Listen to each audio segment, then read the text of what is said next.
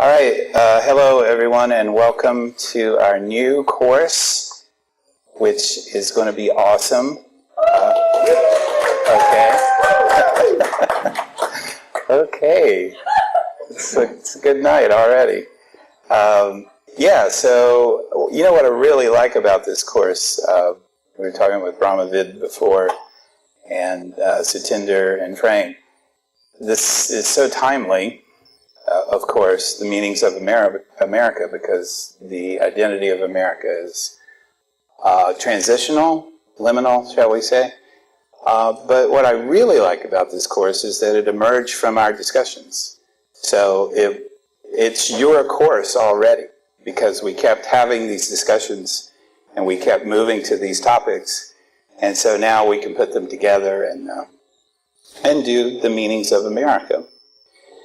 This term, we are obeying the mob, submitting to mob rule, and having a Thursday night screening. So, right. So this Thursday night, same time, is the film Smoke Signals that we'll be screening, and I'm not going to talk. You guys can talk. I'll be there.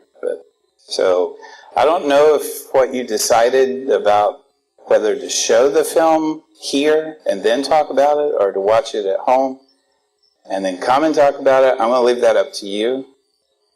But you tell me what you want at the end. We'll talk about it. If this is your first time here, welcome. If you're coming back, welcome back. My name is Greg Salyer. I'm the Dean and Chief Academic Officer of the university. And what we do here is we offer free courses on campus.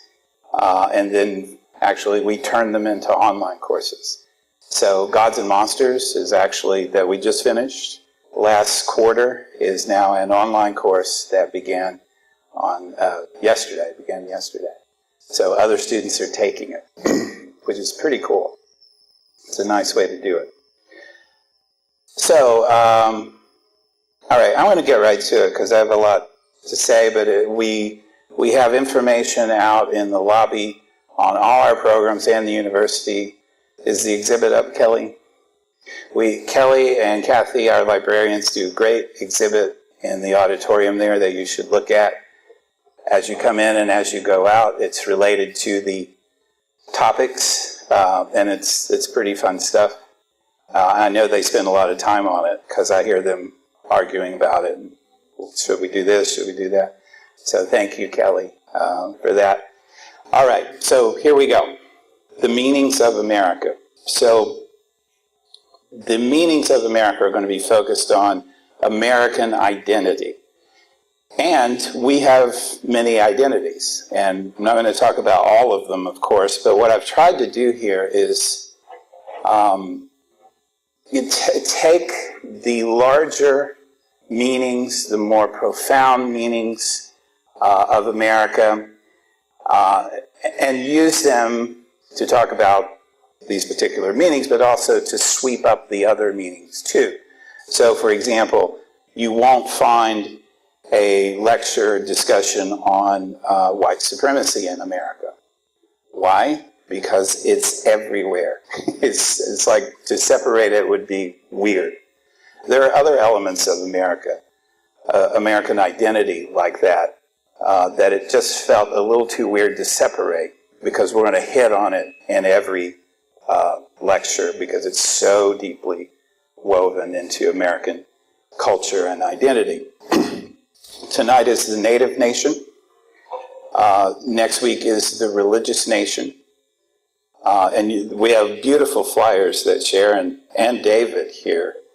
Sharon works here, David doesn't. But David ended up doing more work, perhaps? Marital contract, okay.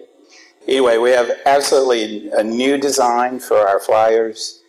I think before they were me just copying and pasting from the website, printing them. So, please pick those up, take them with you. They're beautifully done. They have the film on the back for each lecture, and then we have a whole lecture flyer, that has all the lectures on one side and all the films on the other. Great job. And you too, David. David has a talk coming up on May 6th that is called Illumined. Now, David is an artist, and he's been working here in our library doing some fascinating photography that is just enthralling. Would you mind saying a word about what it is?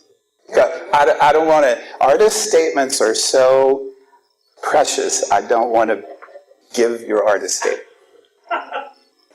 So I've been photographing texts in the library and creating forms out of them. And the idea is to evoke the Taoist thought that the greatest truths come out of That was well done for an artist statement. Okay. Yeah, so that's May 6th. Is that a Saturday? I'm sorry. Saturday. That's a Saturday, so this is going to be awesome. You really need to see this. I've seen the work, much of it, not all of it, and it is absolutely fascinating. So the text becomes image, right, which transcends both text and image, which is mystical, right? Okay. Yes. How'd I get off on that? I was talking about the various... All right.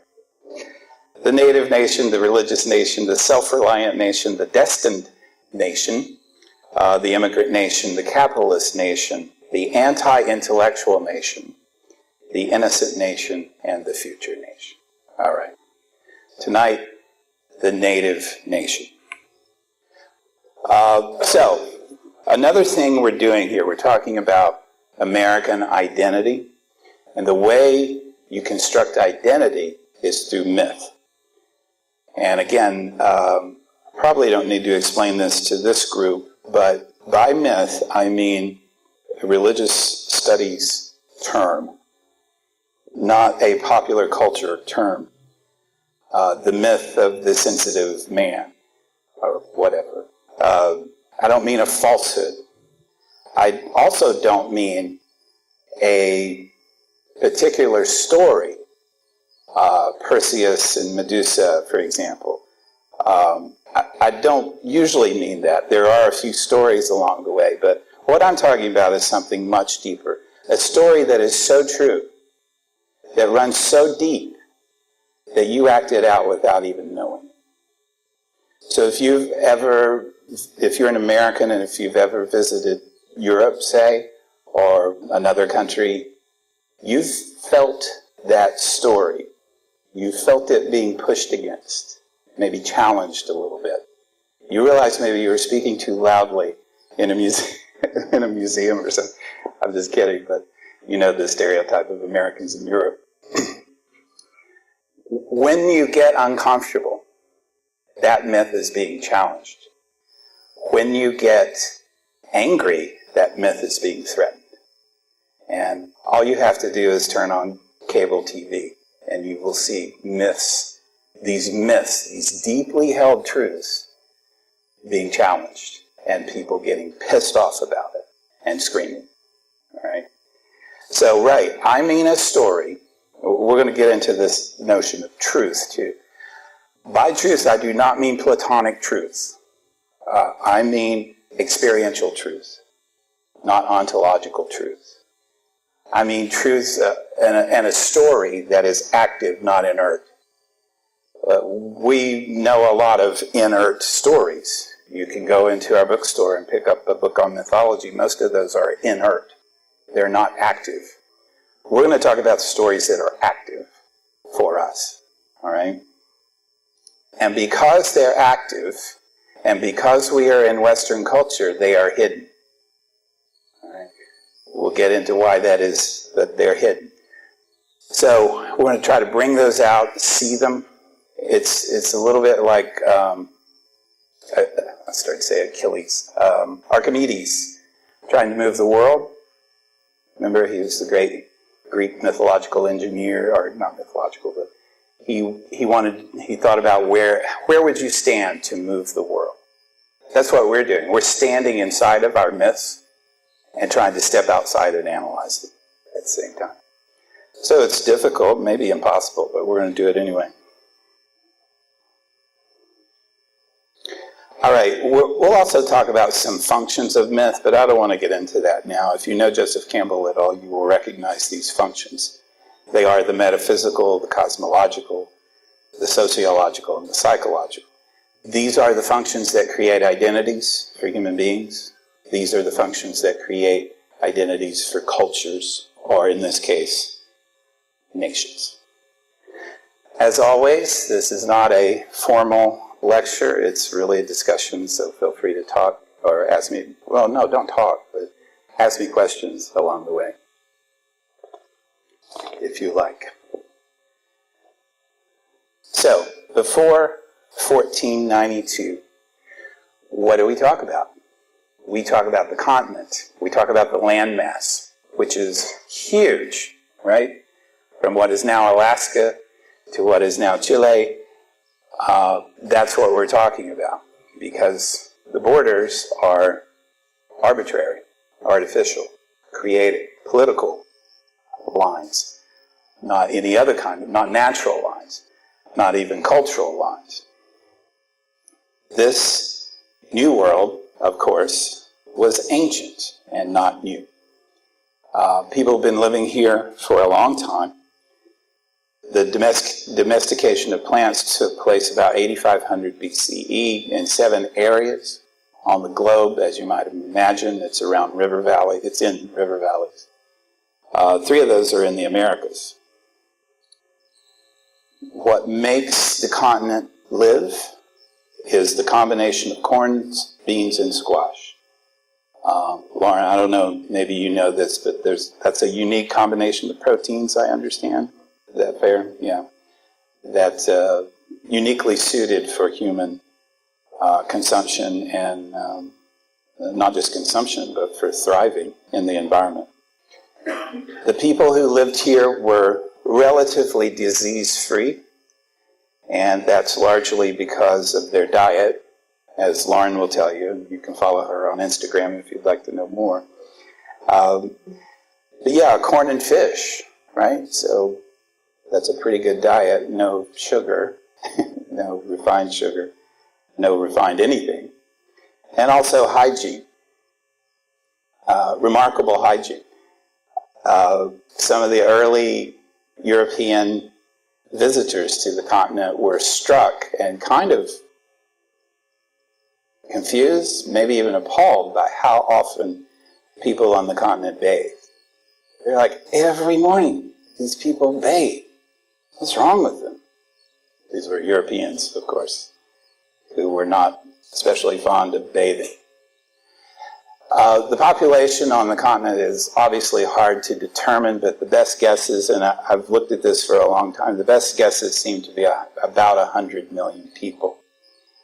And again, this is by definition a sustainable group of people, groups of people, right? They're not interested in conquest except, just maybe tribe to tribe occasionally.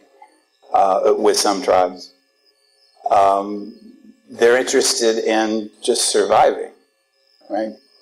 Vine Deloria Jr., a great Native American philosopher, said that there's no salvation in tribal religions apart from the continuance of the tribe itself. That's all they want, right? And to do so, invariably, they sublimated their own desires to those of the earth and the animals and the ecosystem in which they lived. That's not a romantic notion. We're going to talk about romanticizing them, the people who lived here. So what was this continent like before 1492? It was rather amazing, and this is a story that just as amazingly does not get told. I didn't hear this in school. I doubt, maybe it's changed now, I don't know, but what I was taught was that this was a pristine land just waiting for good English folk to come and colonize it. On the contrary, there were major cities, city-states, and civilizations, along with other scattered bands of people all over. For example, the Maya. And we could spend 10 weeks just on these cultures, but obviously we're going to do more than that, talk about more than that. You may know about the Maya. They were incredibly sophisticated in terms of astronomy and also astrology in a way that was not contradictory. They levied taxes to build their infrastructure, which makes sense. They had tremendous art, architecture, sculpture, painting, as I said, mathematics, astronomy, and writing. Handwriting.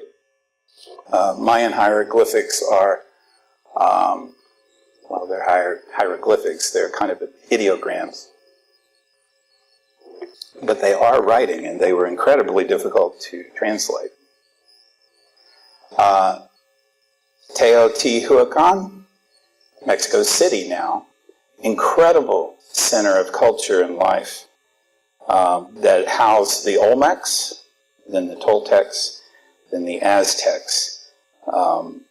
They had libraries and schools. They were themselves at war. The Toltecs take over the Olmecs, the Aztecs take over from there. It is a massive city-state that, again, is centered on corn and very complicated palace intrigue and such. In fact, the whole story of Moctezuma and Cortez that you probably know is just rife with all these cultural elements. Montezuma was fearful of his life because what he had done to overtake the Toltecs, and then he feared this conqueror from the east, and then here comes Cortez, and all this, of course, is accidental, but in the mythological realm, it's not. And so the Aztec culture is one we may know more about. It's a hydraulic agriculture, which again is a major innovation. It's part of the agricultural revolution, wherever it happens, is to be able to get water to crops, right? That is like one of the greatest technologies humanity's ever invented. If you can get water to crops, which means you're by a river, you can settle. You can stop hunting and gathering. You can stop changing homes with the seasons. You can build things. You can make a civilization because you've stopped. You've settled. You have a permanent source of food. There were also, in the north, the Anasazi. Anybody seen those ruins? The southwest here, Colorado, Mesa Verde, all over. Chaco Canyon was their main site.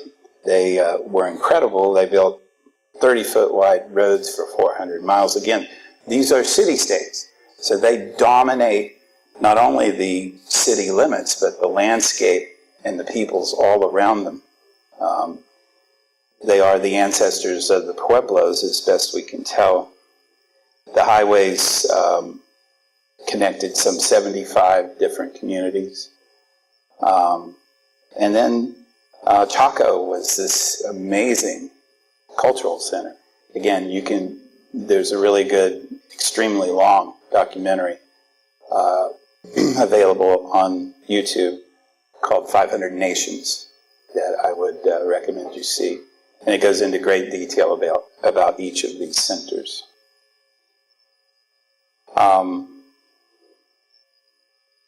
Right, so Cahokia, more than 10,000 people here on the Mississippi River. It was larger than London during its time.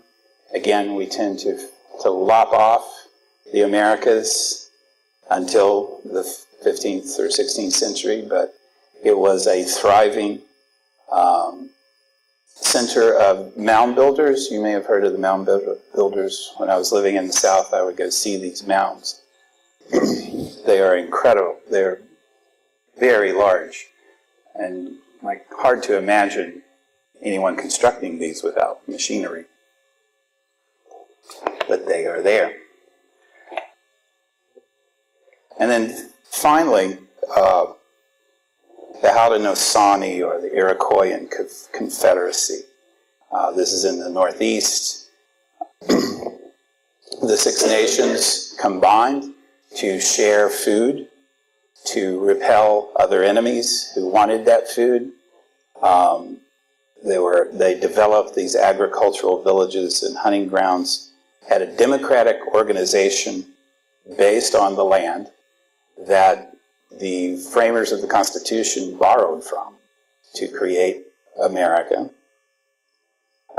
They were matrilineal and matriarchal.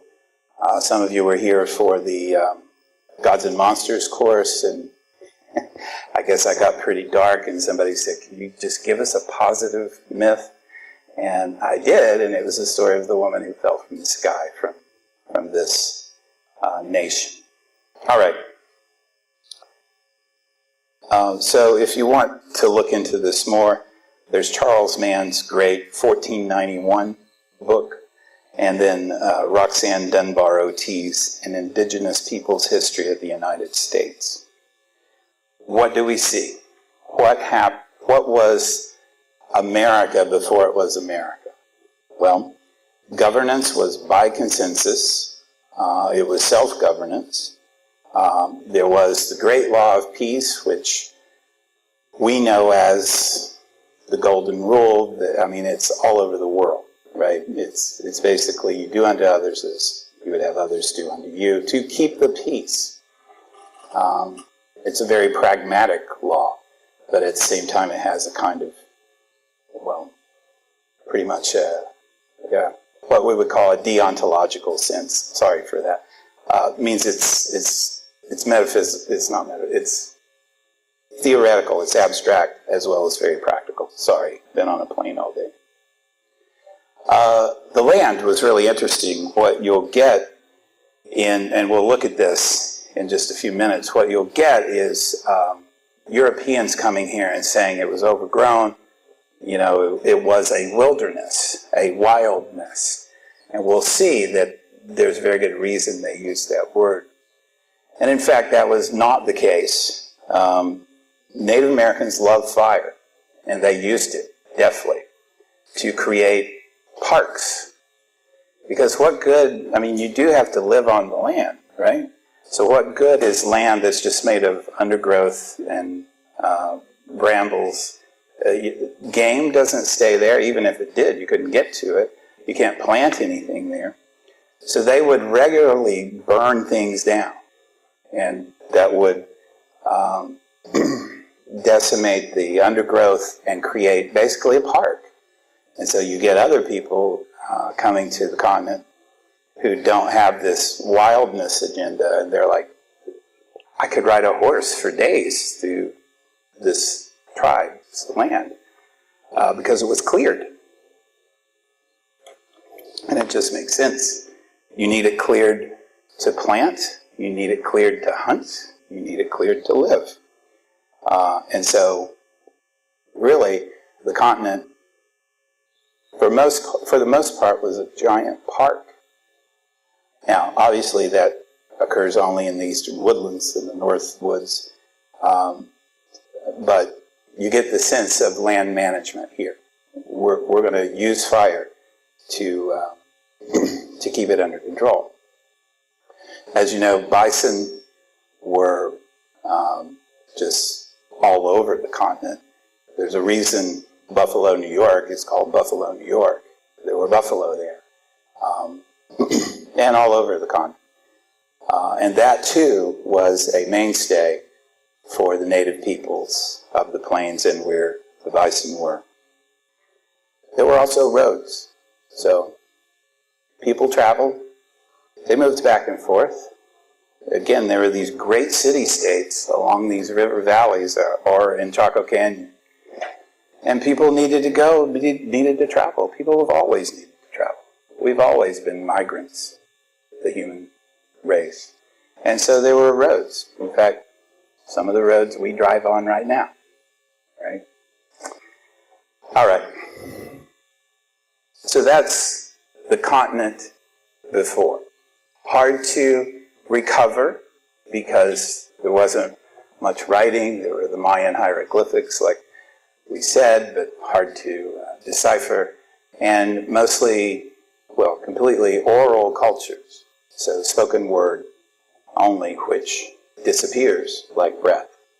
So we have to rely on archaeological evidence, which is notoriously difficult to interpret, right? All right. Then what happens? Well, what happens is contact.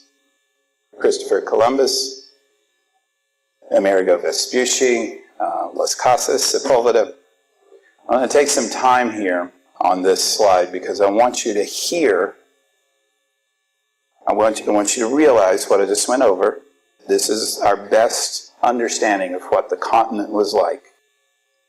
And then I want you to hear Europeans landing on the continent and interpreting it. Now, you do not interpret with a blank slate. No one does. That's really impossible. You interpret through the myths you hold, through the myths that hold you. So, think about that. This is incredibly important. I'm going to spend a little time here, so bear with me. And I'm going to read to you. I apologize, but I'm going to read to you a little bit. But these are the voices from the time that created America. And I want you to see if you recognize anything. So Cristobal Colon, or I'm probably butchering that in Spanish, sorry. Christopher Columbus lands on what he called Hispaniola, which is now we call Haiti and the Dominican Republic. And he was lost. He thought he was in Southeast Asia. Important point. The people of this island and all the other islands which I have found, and of which I have information, all go naked. Okay. Men and women, as their mothers bore them, although some of the women cover a single place with the leaf of a plant, or with a net of cotton which they make for this purpose. They have no iron, steel, or weapons, nor are they fitted to use them. This is not because they are not well built and of handsome stature, but because they are very marvelously timorous. It is true that, after they have been reassured and have lost this initial fear, this timorousness,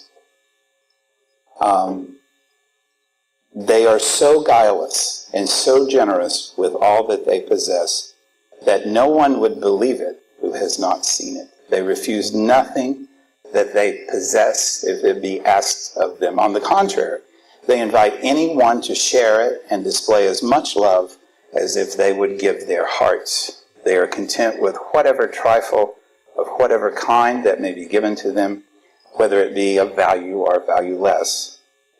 They do not hold any creed, nor are they idolaters. But they all believe that power and good are in the heavens, and were very firmly convinced that I, with these ships and men, came from the heavens. And in this belief, they everywhere received me after they had mastered their fear.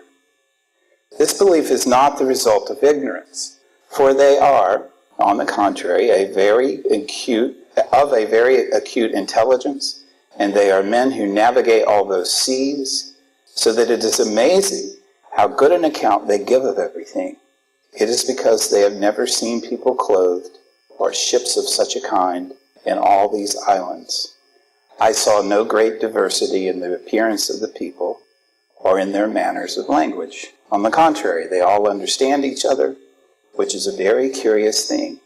In all these islands, it seems to me that all men are content with one woman, and to their chief or king they give as many as 20.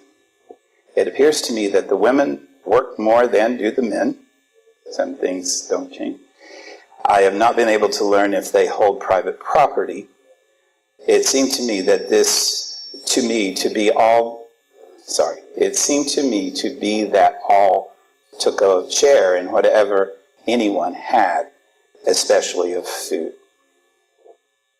Okay, that's interesting, right? Maybe not as bad as you thought. There are worse passages, but that's a general impression, okay? Interesting that he's wondering about private property. This is the birth of private property in Europe, or at least the notion of private property as a defining feature of your place. Okay, they go about naked. Amerigo Vespucci, the namesake of our country, right? The Italian explorer who mapped the coasts. Let's hear what he has to say on his first impressions. First then, as to the people. We found in those parts such a multitude of people as nobody could enumerate, a race, I say, gentle and amenable. All of both sexes go about naked, covering no part of their bodies, and just as they spring from their mother's wombs, so they go until death. They have indeed large, square-built bodies, well formed in proportion, in color verging upon a reddish. I think this has come to them because going about naked, have we mentioned that they go about naked? They are colored by the sun. They have too hair, plentiful and black, in their gait, and when playing their games they are agile and dignified. They are comely too, of countenance which they nevertheless themselves destroy, for they bore their cheeks, lips, noses, and ears. They have another custom, very shameful and beyond all human belief, for their women, being very lustful, cause the private parts of their husbands to swell up to such a huge size that they appear deformed and disgusting. And this is accomplished by a certain device of theirs, the biting of certain poisonous animals. And in consequence of this, many lose their organs, which break through lack of attention and sorry, thought I could get through that. Which break through lack of attention, and they remain eunuchs. They have no cloth, either of wool, linen, or cotton, since they need it not. Neither do they have goods of their own, but all things are held in common. They live together without a king, without government. Each is his own master. The women, as I have said, go about naked and are very libidinous. Yet they have bodies which are tolerably beautiful and cleanly, nor are they so unsightly as one perchance might imagine, for inasmuch as they are plump, their ugliness is less apparent, which indeed is for the most part concealed by the excellence of their bodily structure. It was to us a matter of astonishment that none was to be seen among them who had a flabby breast, and those who had borne children were not to be distinguished from virgins by the shape and shrinking of the womb. And in other parts of the body, similar things were seen, of which, in the interest of modesty, I make no mention. When they had the opportunity of copulating with Christians, urged by excessive lust, they defiled and prostituted themselves. They defiled and prostituted themselves. They live 150 years, really, and rarely fall ill. And if they do fall victims to any disease, they cure themselves with certain roots and herbs. These are the most noteworthy things I know about them.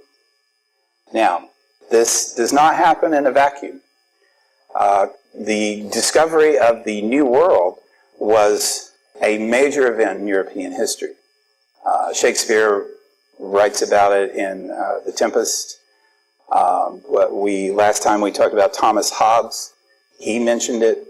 It's a really big deal. And so news of this new world spreads very quickly.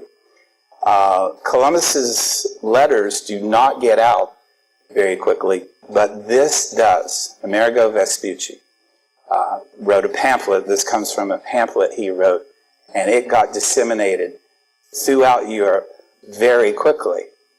Anybody want to guess why? Well, there's that. They're naked, so it's porn. Something happens in 1534, printing press. So this was one of the main products of the printing press when it emerged in Germany. Okay, so just think about, these impressions of Columbus and Vespucci. Very quickly, of course, Europeans start pouring in. The Spanish, the Portuguese, the English, the French. There was a Dominican friar who came shortly after Columbus and stayed there on the islands to do his duty to God. And his name was Bartolome de las Casas, and he wrote a book called he wrote several, but basically translated as The Devastation of the Indies, 1542. Las Casas was terrified that the Spanish were going to be punished by God for what they were doing less than 50 years after landfall. He was terrified. He pleaded with the Spanish not to colonize the islands and the Americas, but especially not to do it the way they were doing it, which was brutal. It was murderous. It was rape. It was genocide. So I don't know if you know that, but you should know that there was a Spanish voice. And he goes back to Spain and argues that this should not happen. That too doesn't get told in the story. He was genuinely terrified. Here's what he says in one of his arguments. He actually goes back to Madrid and has a debate with Sepulveda, who we'll see next. And this is what he says about the people he's met in the Indies. God created these simple people without evil and without guile. They are the most obedient and faithful to their natural lords and to the Christians whom they serve. They are the most submissive, patient, peaceful, and virtuous. Nor are they quarrelsome, rancorous, querulous, or vengeful. Moreover, they are more delicate than princes and die easily. It's a great line, actually. More delicate than princes. And die easily from work or illness. They neither possess nor desire to possess worldly wealth. It's a very important description. Surely these people would be the most blessed in the world if they only worship the one true God. So we would like for Las Casas to be a little more broad-minded, but he was the most broad-minded person of his time, as we would define it. His description is patronizing, it's inaccurate in some ways, and he's out to convert them, but at least he can see the violence, the rape, the torture, the genocide, and try to stop it. That's worth noting. Compared to Sepulveda, who says this: now compare the Spanish's gifts of prudence, talents, magnanimity, temperance, humanity, and religion. So compare us, the Spanish, with all these virtues, with those little men. The word is actually homunculus. Those little men in whom you will scarcely find traces of humanity, who not only lack culture, but do not even know how to write. Remember? That's the key, writing. They do not know how to write, who keep no records of their history, except certain obscure and vague reminiscences of some things put down in certain pictures, and who do not have written laws, but only barbarous institutions and customs. But if you deal with the virtues, if you look for temperance or meekness, what can you expect from men who are involved in every kind of intemperance and wicked lust, and who used to eat human flesh. There it is, right? We had to play that card.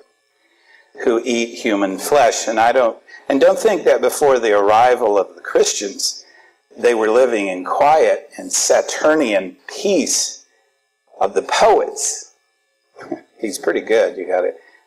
Don't think they were living in quiet and the Saturnian peace of the poets. On the contrary, they were making war continuously and ferociously against each other with such rage that they considered their victory worthless if they did not satisfy their monstrous hunger with the flesh of their enemies, an inhumanity which in them is so much more monstrous since they are so distant from the unconquered and wild Scythians who also fed on human flesh. For these Indians are so cowardly and timid that they scarcely withstand the appearance of our soldiers, and often many thousands of them have given ground, fleeing like women before a very few Spaniards who did not even number 100.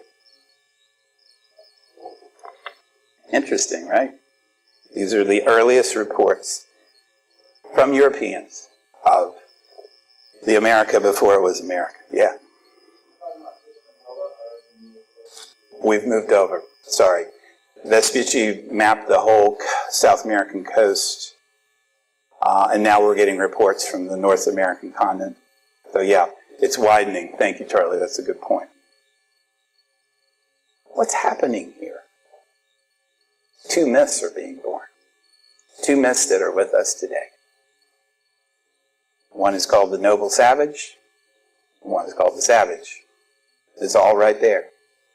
They both can't be true, or maybe, but there's no explanation for them, except there is mythologically. So part of the noble savage myth is this. About 1,300 years ago, 13,000 years ago, a group of people from Asia crossed the Bering Strait, which was frozen. Did you get this in school? Yeah. They were small, isolated groups. They made little impact on the environment. They were basically wild animals who just foraged and didn't build anything. And so the continent, the North American continent and the South American continent, basically was wild. Okay, now that's part of the noble savage, is this notion of innocence. Right?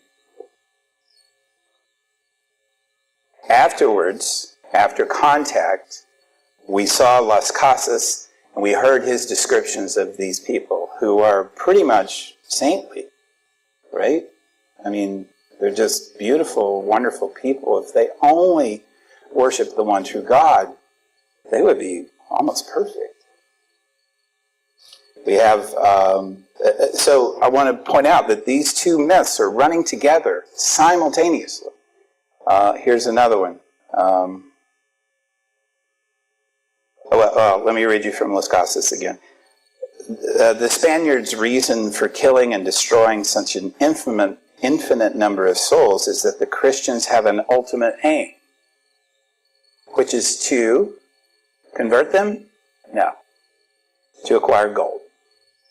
And to swell themselves with riches in a very brief time, and thus rise to a high estate disproportionate to their merits.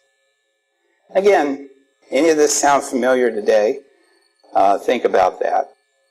It was the same rhetorical and ideological movement of the Crusades, which was get a bunch of people who don't have anything, get them to go fight for our larger ideological purpose, and then promise them land in exchange.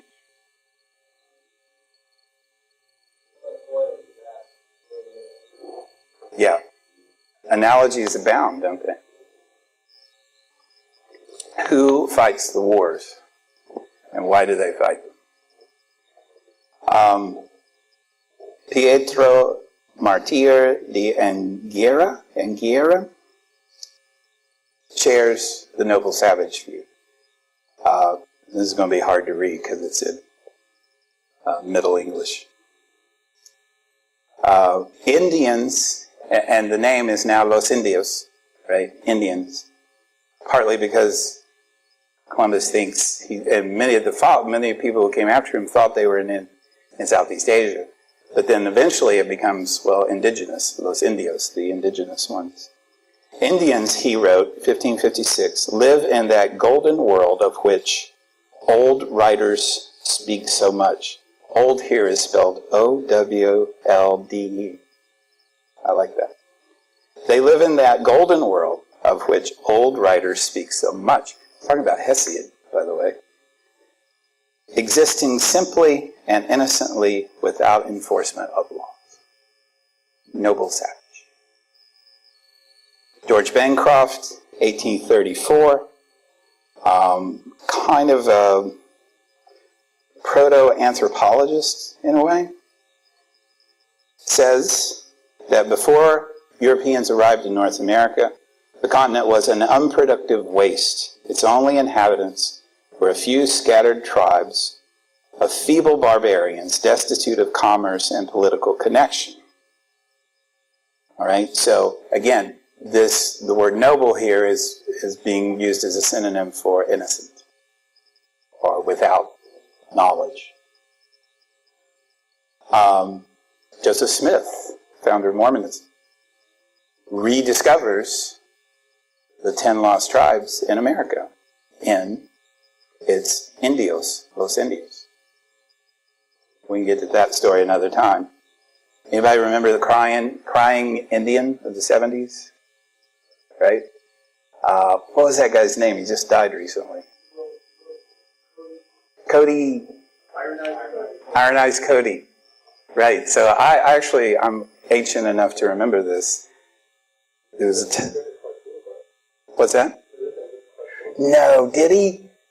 That's amazing. I love Los Angeles for that.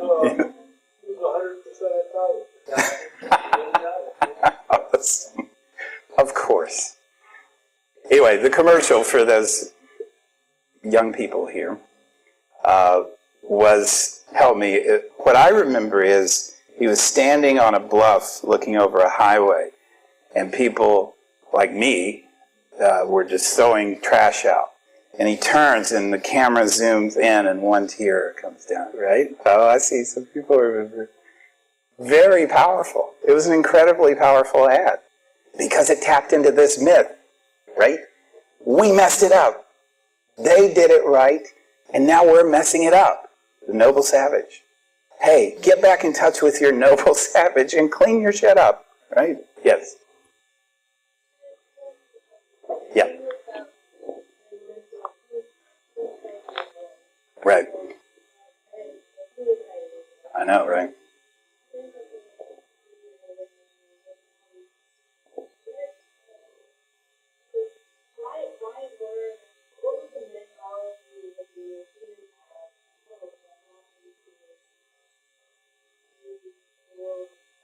Yeah, I'm going to get to that.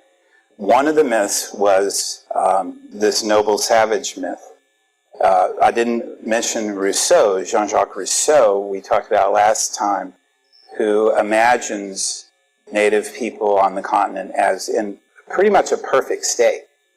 And there has to be few of them so that they don't make a government. But as soon as you make a government or a social contract, it's all gone to hell. So that was a very active myth in Europe. Because, and again, all these things tie together, because you have a new world. What does that mean? It means you get to rewrite things. You get to start over, right? Of course, you carry the same myths with you. And so there are numerous references to this continent as Eden. As Eden. How powerful is that? We've been trying to get back to the garden all our lives and throughout all our history as a species. There it is. It's an empty wilderness, ready for us to return to it. Yeah. Who fights the wars? We can come back to that, but it's always people in service of an ideology that they may not know. that happens today. I mean, this is just statistics. People who fight the wars are poorer than most. They are younger than most. They do it sometimes, much of the time, to survive. And that's an old story, too. Does that help? Okay, I'm going to get to some more of that stuff you were talking about. The New Age movement, we talked about a little bit in our World Religions course last fall, appropriates a lot of Native American mythology and ceremony to their own ends. So, the noble savage. You will see it all over. You will see it in films. Once you know it, you will see it everywhere. But there's also the savage. This comes especially from the French when they invaded in the Northeast in St. Lawrence River. And their word for the native people they met, some of which would have been Iroquois, sauvage, which is wild. And this is a resonant concept in Europe, is wildness. Because by this point, there's not much wildness left in Europe. Everything's been covered over, built upon, or at least owned by someone. Jung called this the disenchantment of nature. But here was wildness. The word implies everything outside of Christianity. Right? And if you want to see this depicted better than I could ever explain it to you, just read The Scarlet Letter. Hawthorne's The Scarlet Letter. You've got this nice little Christian community, but you've got this woman, because woman and wildness go together. Woman and nature are fused in American mythology, who goes out into the wildness, the wilderness, with, what's his name? The Chillingsworth? No. Dimsdale, sorry. Right? So, the community, the religious community is safe, it is sacred. Out there is Satan. Not just danger, it's Satan is out there. That's where he lives. So, what does wild mean to Europeans? It means uncanny, unruly, raw, unpredictable, foreign, uncultured, uncultivated, right? This is what we came from. We don't want to go back to it. We want cities. We want a permanent source of food. It's all these things. Nakedness. Remember all of those references to their nakedness? It's a sign, a semiotic, a cultural sign for wildness, anti-Christian. Sexual passion and promiscuity, right? We read about it. I love how the native people defiled themselves by copulating with the Christians. The Christians didn't defile themselves because they are wild. Polygamy, warfare, revenge, we heard it all, right? Cannibalism, you've always got to play that card when you meet something other, people who are other. Human sacrifice, and of course, lack of hygiene. Dude, you're French in the 16th and 17th century, you shouldn't be speaking about hygiene. I can say that because that's my heritage as French. We saw they were more hygienic than the Europeans, and it confused them. But no, we've got to categorize them as wild, and all these meanings come along with it. All right, wrapping up here.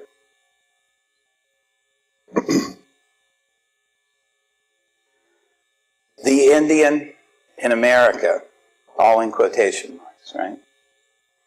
The Indian becomes mirror. If we were in the last course, we would say the Indian is both God and monster. The Indian is a mirror, and I use the term advisedly. So when you look at the Indian, you don't see the Indian. You see yourself. Which part of yourself do you see? Well, depends on your mood that day. Depends on your culture. Depends on your intention, right? You might see the God, the noble savage, something you lost, something you still feel, or at least you can idealize, but you can't quite reach.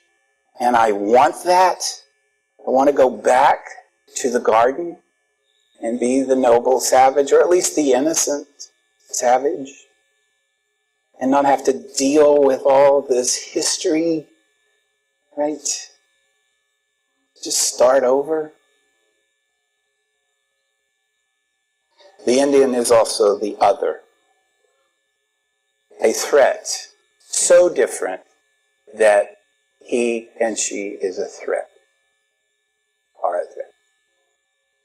And so, what do Europeans, what do Westerners do when they meet the other? This is almost as a rule as much as the first law of thermodynamics. You meet the other, you diminish her. And I use her particularly for a reason, because woman is the oldest other. But culturally, not in terms of gender, but culturally, when you meet the other, you diminish it. If we had a psychologist here, we could say a lot about that process. Why would you want to do that? Why would you need to do that? Yes? Both. It's a good question. It's part of the noble savage myth that they were mostly matriarchal. They were not. They were human. They were warlike. They were brutal. There's a tribe called the Anishinaabe that come across as Chippewa. By the way, Europeans were notoriously bad at transliterating native names. So yes, Anishinaabe becomes Chippewa. Anishinaabe means roaster, and they think that's because that's what they did to their enemies. Yeah.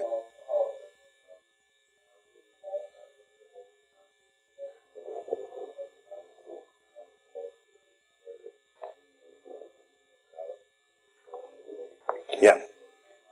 Yeah. Oh, we don't really know. We don't really know. All we have, and maybe this is enough, are the stories. And so we have the stories that are written down.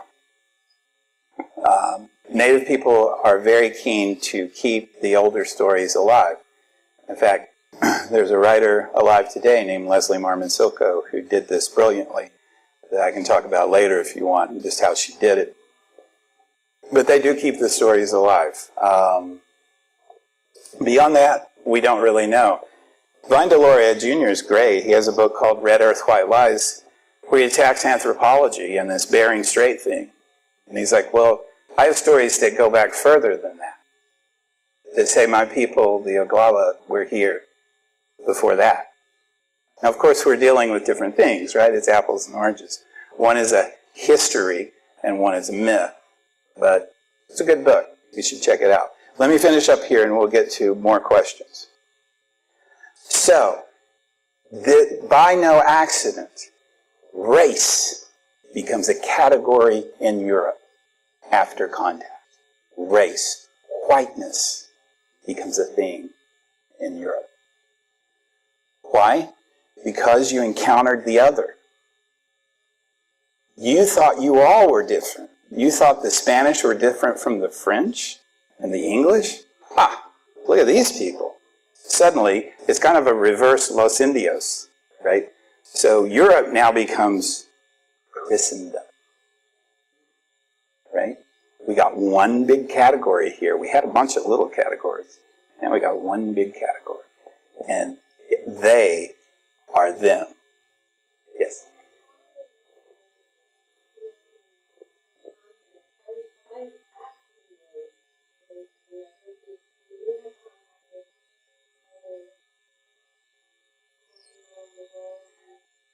Great question. That's right. Great question. Because land is not involved in those previous instances. there's no sense of colonization. This is about colonization. We're going to live here. This is ours. Europe doesn't go into Egypt on a large scale and say, this is ours, we're going to take it over. They encounter them, but they're going to stay over there in Egypt, and we're going to stay here. So we know about them, but they're not as threatening because they're not among us. Great question. Emily?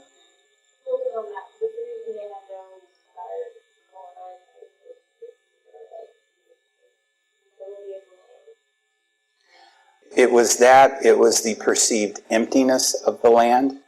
It was the unknown geography of the land, because they didn't know how far it went, right? So they land on the eastern shore, and they're like, okay, so this, maybe this will go to the Mississippi River. And in fact, that was America for a long time, was to the Mississippi River. And it takes Thomas Jefferson and Lewis and Clark to say, hey, what's beyond there? So there's that. There's everything. There's all these myths. There's the sense that I get to recreate the Genesis myth. I know through some feel that it was the same longitude. They were in the same plant that they had. Yeah. As opposed to being in Africa and land operating. Yeah. So they weren't able to stand the plant because of the technology. Right.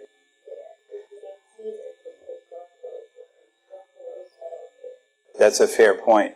And there's some interesting interactions along those lines. For example, the horse was not native to the continent. It came with Europeans. But the Plains tribes especially mastered horse culture, created horse culture. So yeah, there's a lot of interactions here. A lot. And it goes the other way. So of course, sugar and tobacco and gold, what they could find, go to Europe. So suddenly there's this intercourse, this cultural, economic, political intercourse happening. Yeah. Charlie? Yeah. Yeah.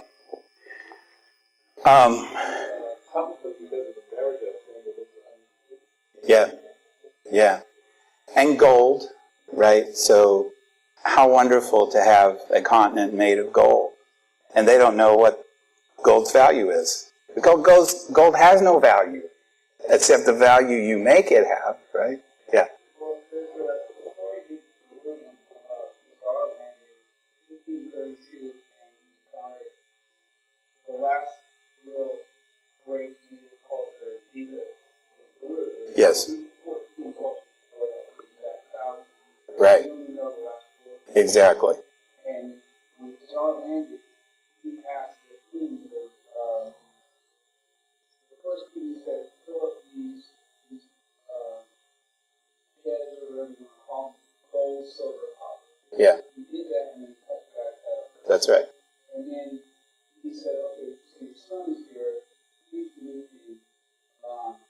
We won't do it this time. Fill this up and do it. Cut his out. So little by little, it just crumbled. Yeah.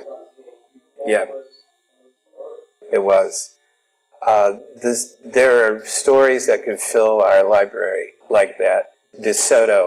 Hernando de Soto, for example, who came up the Mississippi River, loved to use dogs on native people. He loved to just watch dogs tear people apart, literally in front of them. And then, makes the point. Okay. It was brutal. California, in particular, lost so many nations. Some of them are just gone. Many of them are still here in various forms. And remind me sometime to tell you about Ichi. But yeah. No, it's all right.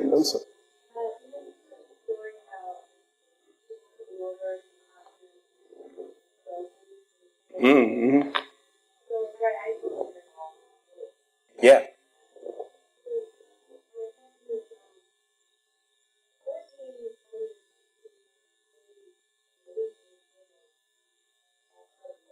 Yeah, that's right.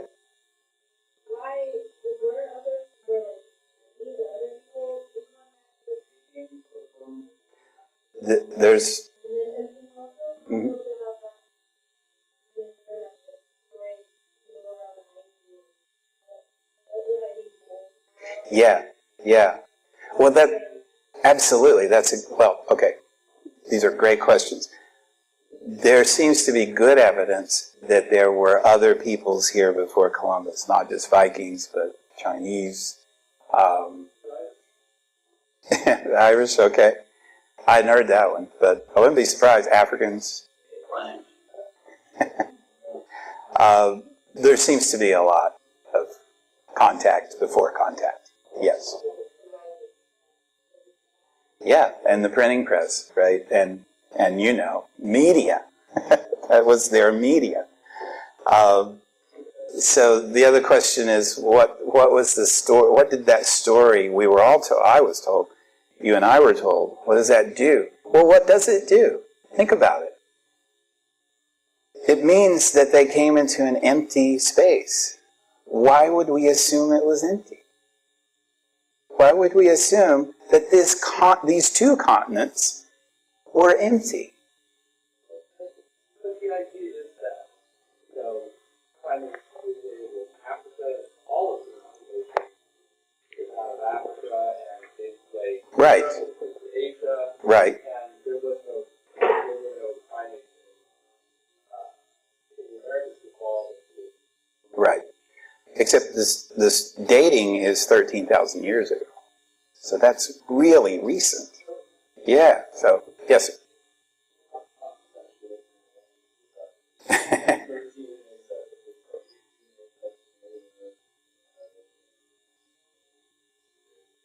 Sure. Sure. Well, of course. I mean, you can support it. But my interest is in your question. What does that do? It gives you the impression, as a child, and children are more prone to mythological thinking for better and worse, oftentimes better. It tells you, it reinforces the notion that this was an empty land. And it ties directly into the Hebrew Bible's notion of the land of Canaan, the land of milk and honey. This is associative thinking. It's not logical thinking, it's the mythological.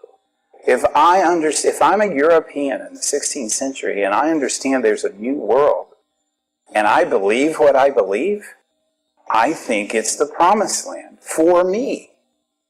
That's easy. That's an easy step, right?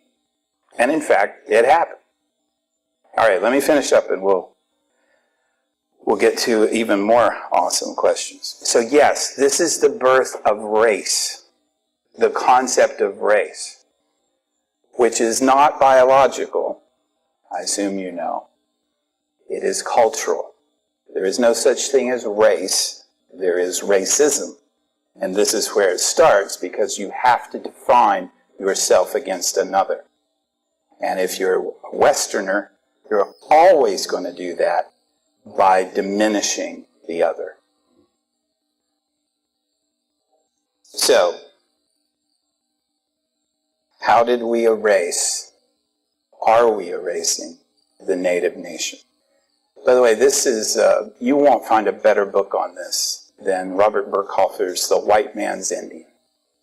I've read it a dozen times. I reread it for this. It's absolutely meticulous in documentation and brilliant in interpretation.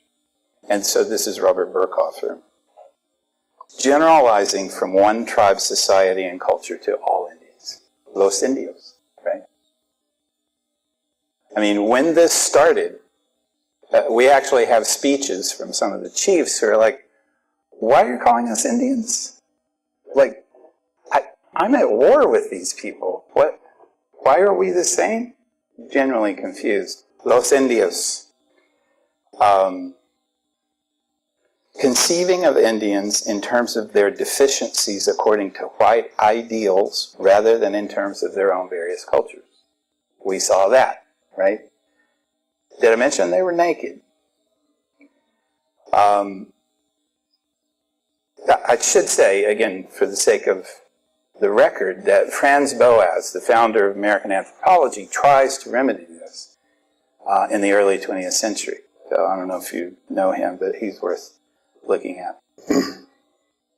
Using moral evaluation as a description of Indians.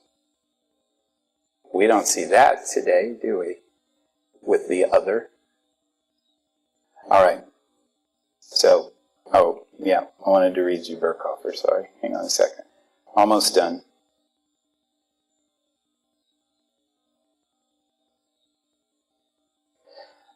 Just listen briefly. Since whites primarily understood the Indian as an antithesis to themselves, then civilization and Indianness, as they defined them, would forever be opposites. Only civilization had history and dynamics, so therefore Indianness must be conceived as ahistorical and static. If the Indian changed through the adoption of civilization as defined by whites, then he was no longer truly Indian. You've seen that move before? With African Americans, for example? According to the image, because the Indian was judged by what whites were not. And a lot of that happened. Change toward what whites were made him ipso facto less Indian.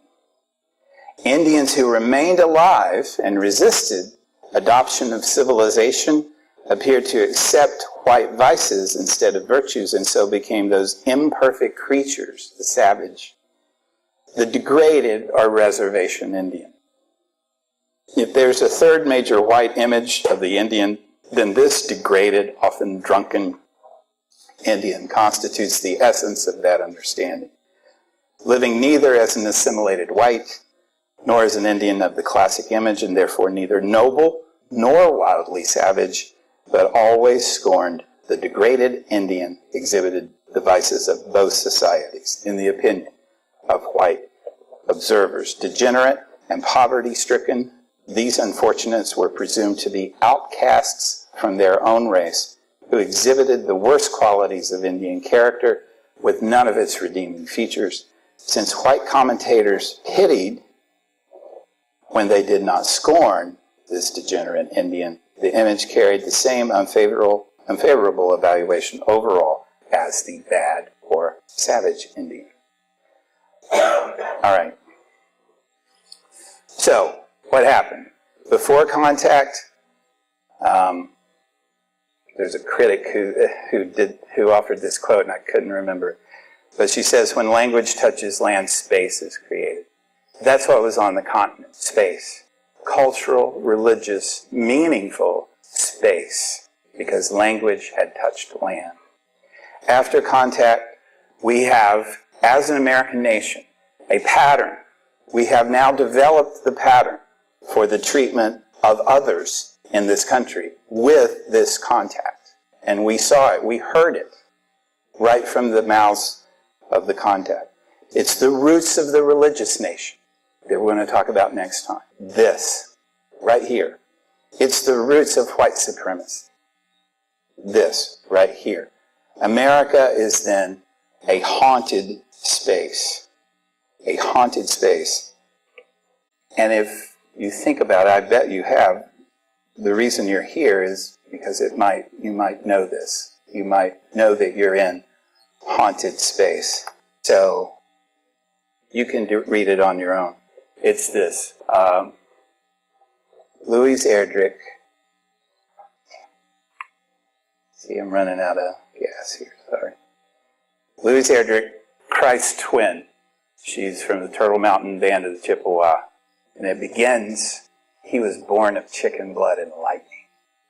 I love this. Because this is Orozco's Christ, by the way, who's chopped down his own cross. Christ's twin is Louise Erdrich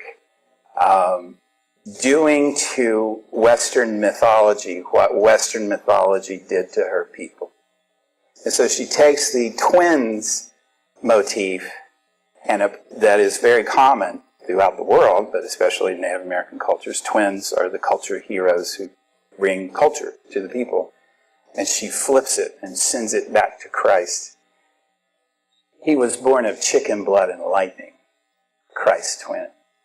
So you know there's always a good twin and always a bad twin? Christ twin. I'll try to find it while we're talking if you're interested. Thank you.